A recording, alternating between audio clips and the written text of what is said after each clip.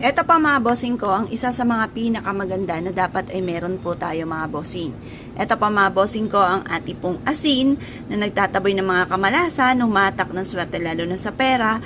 Tapos eto naman po mga bossing ko, ang 10 piso natin. Pinili ko po ito dahil mix na po mga bossing ko ang gold at saka silver. Ngayon po mga bossing, kasi ang gold ay nag-a-attract ng kasaganahan, ang silver ay nagtataboy ng kamalasan.